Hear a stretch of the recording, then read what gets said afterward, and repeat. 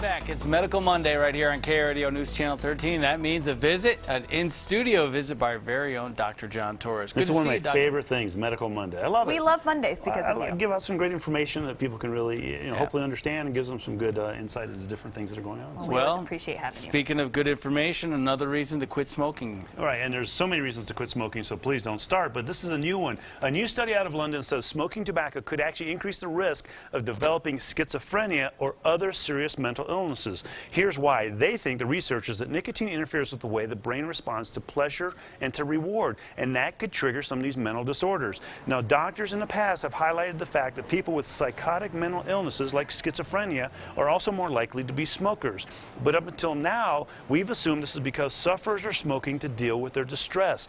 Now, the authors of the study used data from 290,000 people, and they concluded that those with psychoses are more likely to smoke because their habit caused them to have their problem.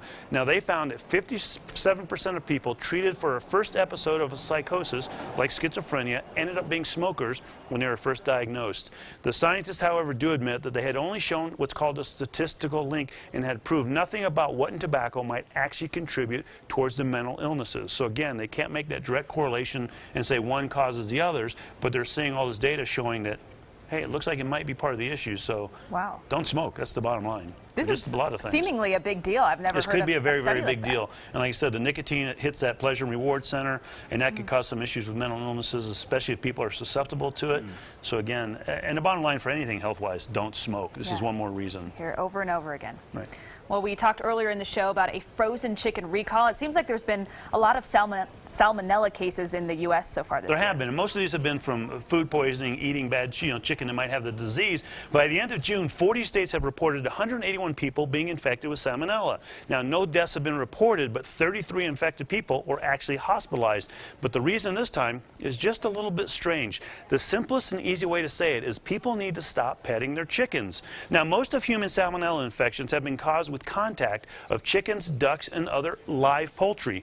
The CDC interviewed 95 ill people. 82 of those had been in contact with live poultry a week before finding out they were actually infected. That means 86% of the respondents had some kind of chicken, duck, or live poultry around their house.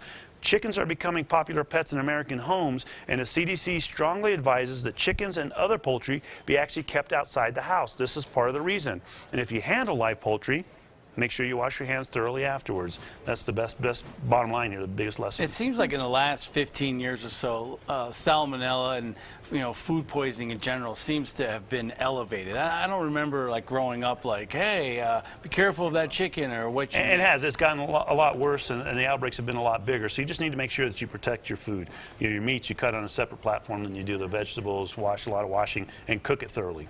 Yeah, and there's been a heightened awareness about concussions in sports, and there was a school of thought that when you play soccer and you head the ball, that you might suffer a concussion, but that's really not the case now? It doesn't look like the case, and of course we're still looking at this, but a new study from the Colorado School of Public Health, that's in Aurora, challenges the suggestion that we need to outlaw heading the ball during soccer. Right now, the Safe Soccer campaign wants heading to be delayed until high school, or at least until a player is 14 years old.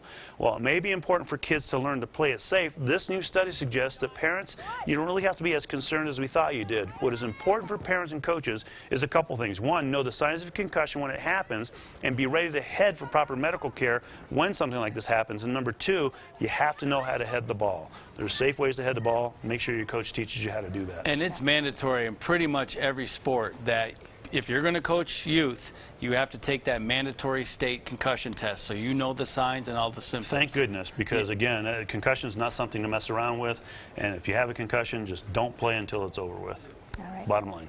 Thank you so much, Dr. John. Valuable information as always. Good to see you here on a Monday. Thursday, Skype? Thursday, we'll Skype. All right. All right. We'll have to come up with a name for that. And watch out with your pet chickens.